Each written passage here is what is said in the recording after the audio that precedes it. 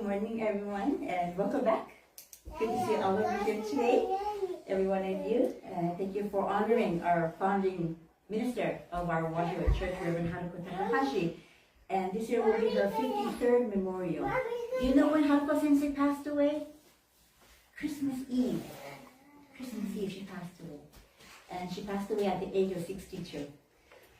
Next year, the Konko missions in Hawaii, as a whole organization, we're going to be celebrating 100 years, our centennial.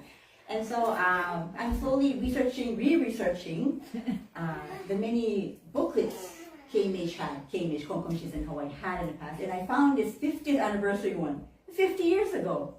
Well, 49 years ago.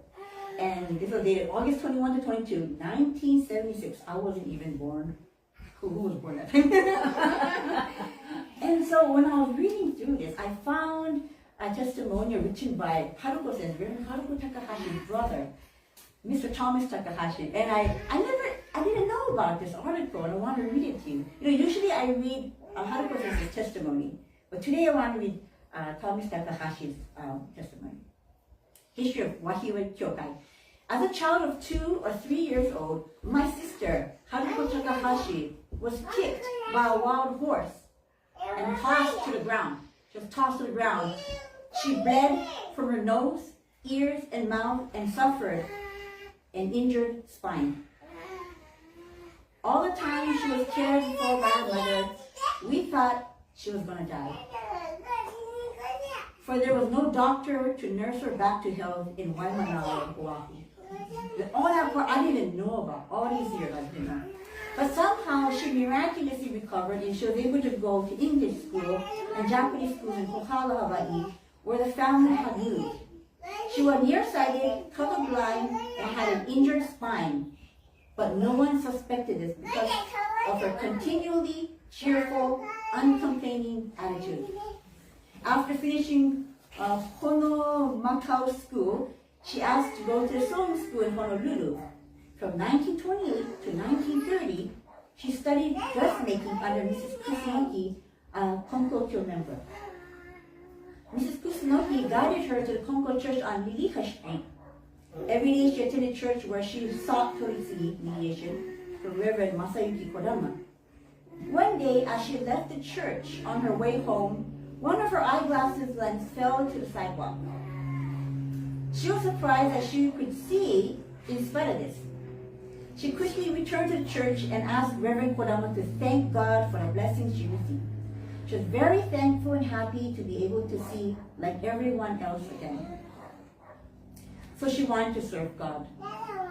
She went to Japan on May 30th, 1933, graduated from the Konkokyo Theological Seminary on October 20, 1934, and returned back to Honolulu on December 27, 1934. She received her minister's diploma on October 23, 1935. Through the Reverend Toritsugi, she was able to become a minister and open a Fukyo Sho, which is a congregation hall in Wahiawa. And the original church wasn't here. It was on 901 Kilani Avenue, kind of where Wahiawa General Hospital is.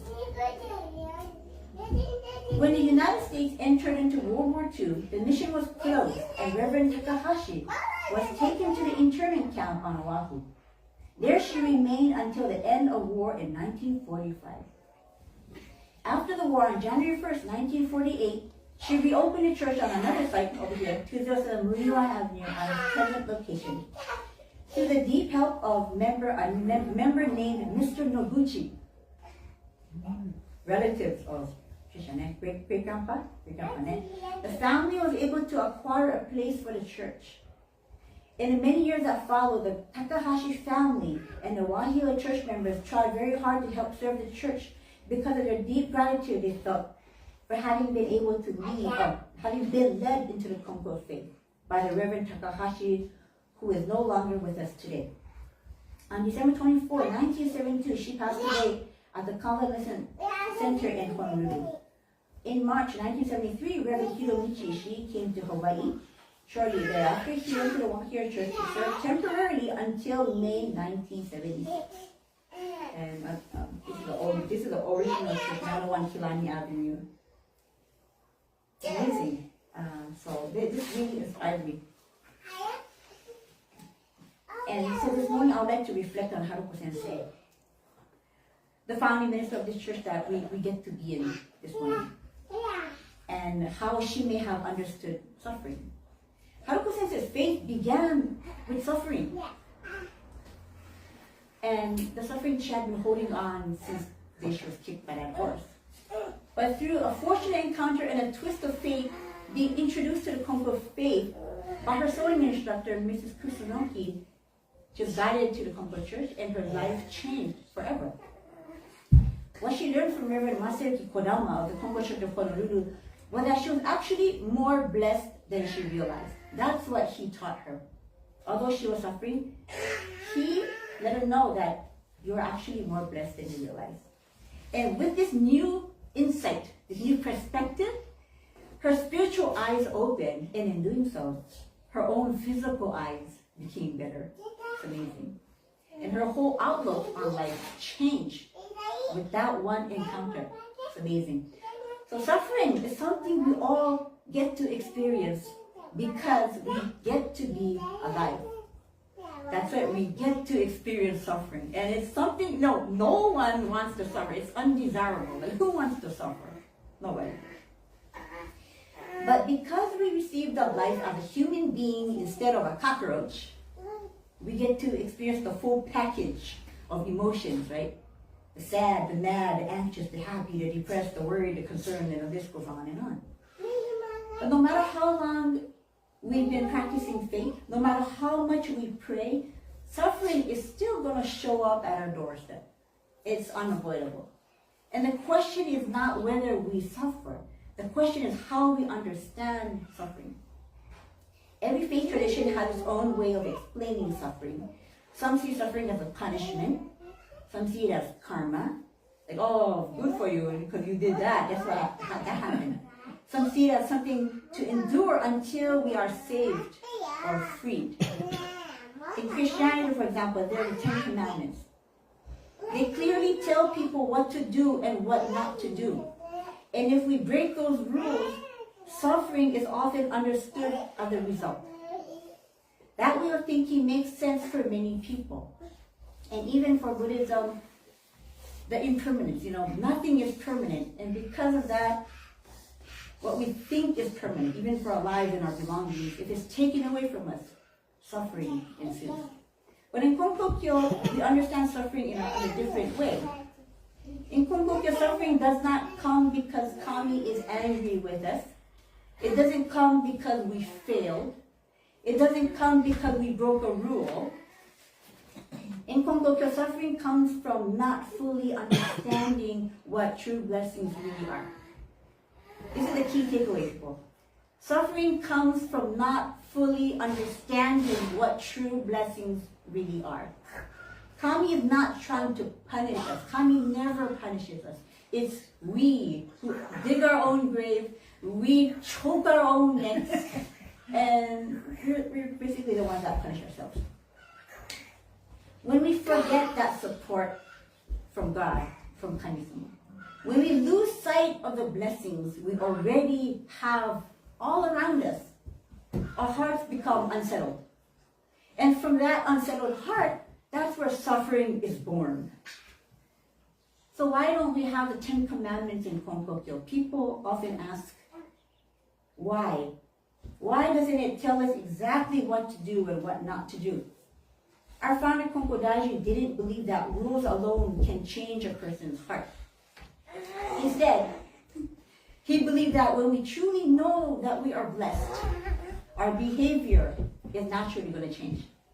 Okay? When we truly know that we are blessed, our behavior is going to naturally change. So we don't need to be told not to steal. Because when we know that we are blessed, we don't even have to steal. We won't even have that urge, right? Stealing often comes from the feeling that there is not enough, that you want more. Hurting others often comes from feeling threatened or insecure. But when we truly feel supported by Kami, by God, when we truly trust that we are being given what we need, our hearts settle. And when our hearts settle, the suffering decreases naturally. But Haruko Sensei knew hardship. She lived through times of uncertainty. She carried heavy responsibilities. She served people while dealing with her own struggles. She knew suffering not as an idea, but as a daily part of life. And yet, people remember her as a steady, calm, and grounded person. Not because her life was easy, but because she trusted Kami so deeply. And this was a woman who was hit on the head by a frying pan by her sister. It just really happened now. It's not no cartoon. She was hit by a frying pan by her sister because she told her, "Oh, I want to become a minister." So she was like, "Oh, you're crazy mind," and then she hit her head. So this is a woman who didn't renounce her faith when she was in the internment campsite. She basically tried to sign up for parole while she was interned 3 times.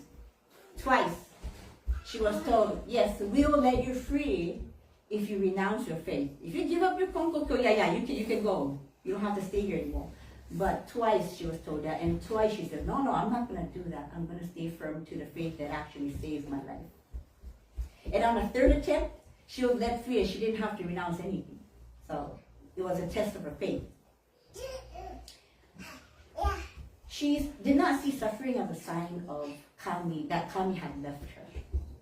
She saw suffering as a place where understanding Kami's blessing can be deepened. Like, what's the meaning of this? In Konkokyo, suffering, again, is not punishment.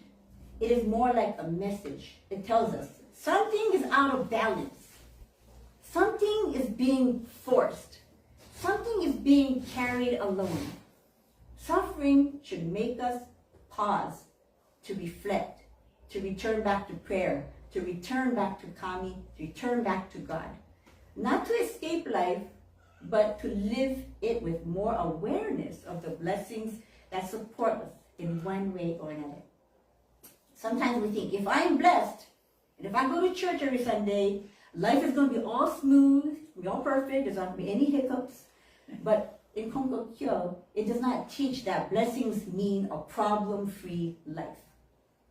Blessings mean we are not alone, we are supported at all times, and Kami is working with us even in the difficulties. Haruko Sensei did not wait for life to become easier before she gave thanks. She gave thanks so that she could continue walking forward no matter what life brought her. Some suffering, it cannot be avoided, like accidents, illnesses, natural disasters, wars. But some suffering is unnecessary. It comes from comparison, from rushing, from measuring ourselves against others, from forgetting what we already have. Haruko Sensei lived simply. Not because simplicity was a rule, but because contentment protects the heart. It protects the heart. And when your heart is content, you will suffer less. When you are good with what you have, when you are grateful for what you have, you will suffer less. It seems that the more we have, the more greedy we become, the more things we want. We want more and more and more. We want the newest iPhones, we want the better house, we want a better car than the neighbor. And it's like endless. It's endless. And when we see it on social media, it's like, oh man, she has a cute dog. I want a dog too. And we compare. We compare, not be grateful for what we already have. Our faith doesn't begin with behavior. It begins with our awareness. Our awareness gives us our behavior. It guides our behavior. And awareness of breath, awareness of being alive, sustained moment by coming from blessings, right? Awareness of blessings we did not earn, but we receive. From that awareness, our actions change naturally. A grateful heart doesn't harm. It doesn't want to harm. A supported heart doesn't need to take. And a settled heart doesn't need to compete or compare. Haruko Sensei's life quietly asks us, are we viewing our suffering, or how are we viewing our suffering? Is it a punishment? Is it a failure? Is it something unfair? Or is it an invitation? If she were here today, she might possibly ask you, I don't know, she might possibly ask you, are you content with your life? If your life should end today, will you die happy? Will you? And why do you do what you do? Whatever kind of job you do, whatever you do in your life, why do you do what you do? You see, Haruko Sensei suffered a great deal in her life, but she received a very special blessing from Kami-sama. And she didn't just give thanks for that blessing and say, okay, I'm done, I'm blessed. Sayonara, bye.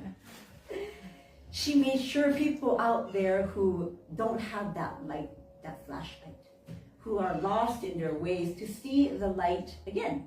She repaid Kami's virtue with virtue. She shared this invisible, priceless wealth for many, many people. How generous is that? That's amazing. If you have $1 million, what would you do with it? Are you going to share it with the people around you? Are you going to keep it to yourself, invest it? But it's like Haruko Sensei received $1 billion, and she's like, this is for you, for you, for you, for you, for you. And that's why we have this church here. She wanted to share that wealth of knowledge. And with that wealth of knowledge, you can save yourself. When we think we are suffering, maybe we can pause again and ask, what blessing is already here, right now? Where am I being supported? My mom, my dad, my children. And what fear is driving this feeling? What fear is driving this feeling? The founder did not teach us how to avoid suffering. He taught us how to walk through it without losing the faith. A lot of people are like, you know what? Kami-sama, God didn't grant my wishes. This religion is fake. Like, I'm done with this. But when we know we are blessed, our hearts, again, it settles. And our actions soften. And our lives naturally align with Kami-sama. So may we continue her legacy, not just by remembering her, but by practicing her faith, her understanding, and telling others about it. Share, just like Haruko Sensei did. Just like Mrs. Kusunoki did with Haruko Sensei. And because of that, it's like the blessings continue. It has to continue. So we receive that virtue. We have to return that virtue with virtue by helping others. So thank you very much for attending. And I think Alice is going to read her story from the Gaku.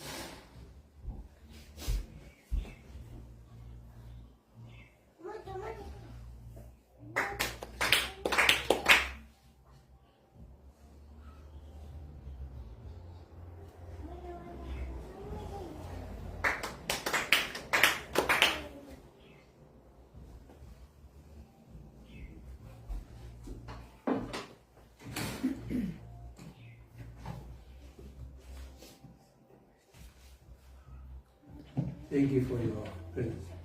Good to see you all. Maybe in a sense, message enough, I mean, but then he asked me to read English translation of the article found is Futabalance. This was a completion article upon graduation from the seminary, 91 years old, years ago. I found in a drawer. It terminated 91 years.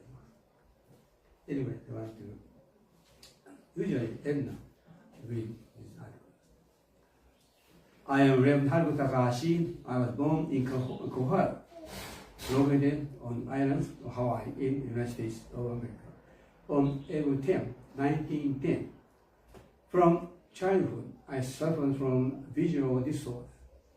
The doctor informed me that I would need surgery to correct my eyesight when I reached the age of 15 or 16. I had nearsightedness and crossed eyes, making my eyes resemble those of bulging dead fish. To see things, to read books, I had to bring them very close to my face. When I started school, I informed my instructor about my visual impairment, and they provided me with special attention and care. Despite the support and sympathy I received, I often felt depressed and complained, overwhelmed by thoughts of suicide until the age of 15 due to my circumstances. When I turned 16, I visited an eye doctor who informed me that he couldn't perform surgery for my eyes as it could worsen my condition. He advised me to identify the cause of those defects and find ways to correct them. After a thorough examination, the doctor discovered additional abnormalities in my nose and tonsils. A minor corrective surgery was performed in that area, and I received shot for 1 month. However, there was minimal improvement. The only way I could manage the situation was by covering and concealing my defects with eyeglasses. At the age of 17, I enrolled in a sewing class. Since my skills hardly progressed, I devoted myself to earnest prayer for visual improvement through single-hearted faith in Wahiawa town. My parents, concerned about my well-being, joined me in praying to the deities. Additionally, I abstained from consuming fish and meat for about a year, carefully adhering to this dietary restriction in private at my residence. During a meal at my sewing instructor's house, she noticed my peculiar eating habits and inquired about the reason behind it. I confided in her that it was part of my face practice to heal my visual disorder through involved with Wahiawa and like Sama. In response, she suggested, would you be interested in exploring the religion I follow? Curiously, I asked her about it, and she introduced me to the Konkokyo, a religion that worships both Tenchi, Kaneno Kami, and the Kiami Konko Dai. She also shared numerous episodes from her own religious practice. But even she took me to the Konko vision of Buddha, which I believe was a profound divine origin. During the monthly service, the minister delivered a sermon, and as I listened, I realized that I had unknowingly committed grave errors against Kami in the past. Overwhelmed with a sense of apology for my unintentional wrongdoings, I attended church the following day and listened to the minister. Once again, I was deeply moved by the remarkable divine work of the Lord of the earth, which had gone unnoticed until that time in my life. At that very moment, I felt a ray of sunlight penetrating my eyes, and from that day on, my vision improved significantly. Overwhelmed, a feeling of joy, happiness, and gratitude for the apparent blessing I shed tears of gratitude. Within a week, my vision miraculously returned to normal. Liberating me from my vision disorder, I promptly shared this incredible news with my parents, although initially they found it hard to believe. However, on one occasion, when I had the opportunity to travel to a big island and return home, the disbelief transformed into overwhelming happiness. Witnessing the transformation in my eyes, they couldn't help but shed tears of gratitude. I shared then many best episodes with my involved with the Konko. And as they understood the profound impact of this, they joined me in practicing in prayer. These abundant blessings filled me with an immense sense of gratitude and ultimately led me to enroll in Konkokyo seminar. I am recognizing this past as a result of this divine.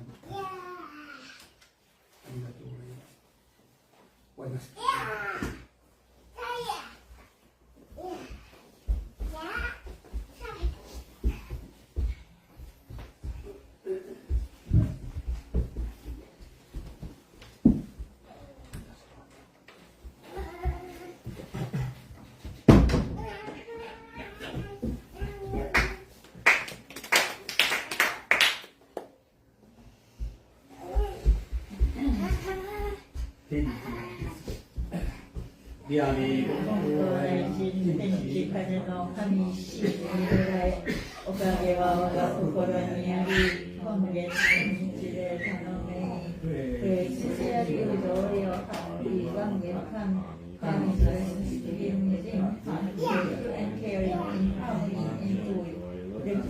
Always now and forever on this very day, pray.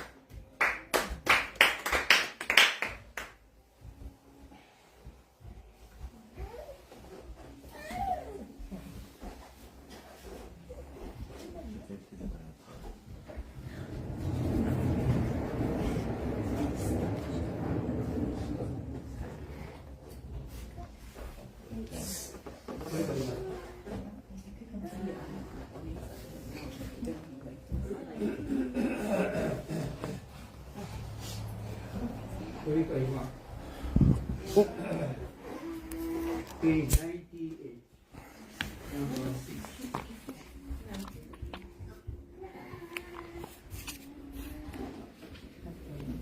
Number 8. No, number 6. Okay, number 6. Wahiawa Sensei. With Otani about 14 kilometers away, my husband and I went to Konko to clear mind. I feel so thankful that I was speechless. I bowed my head down toward the tatami mat in front of Konko-sama and showed my deepest thanks without saying a word. Okay. Konko-sama noted, Sugi, you seem very grateful indeed. Upon hearing these words, I could only utter, Konko-sama, I can't say anything. and I just kept crying. Konko-sama said in a gentle voice, I see. Well, that's truly wonderful. You have received divine blessings. Well, if you only had such a grateful heart earlier, you didn't have suffered for as long as 2 years. Don't ever forget the long time pain you have suffered and the divine blessings you have received. As long as you don't forget these two things, your illness won't reoccur. 6. Hereafter, when people come to you in pain, give prayers for them while recalling your own suffering and the divine blessings you have received. If you don't care about others because you yourself are already cured, your illness will return.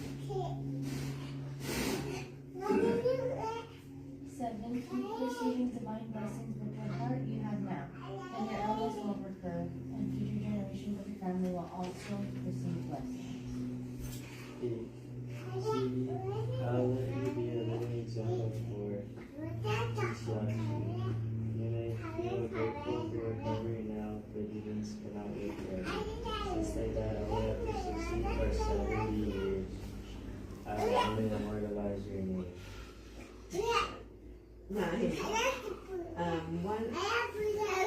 Humans are only a generation, but one's name can live on for many. The good or bad of what one has done will live on, die, and leave a good name. 10. You will receive my blessings that no one in this she will receive. Our blessings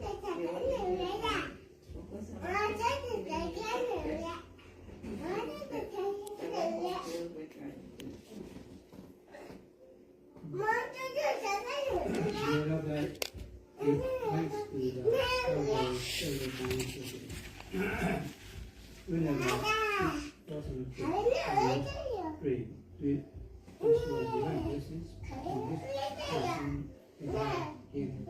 Because soon the wars began to shift. Suicide and pray for those who are sick and in pain. People started to come in with requests. Since blessings were being realized, more people came to give their requests. I was already deeply touched by the divine blessings that we see, but blessings of being able to give the blessings to others were so overwhelming that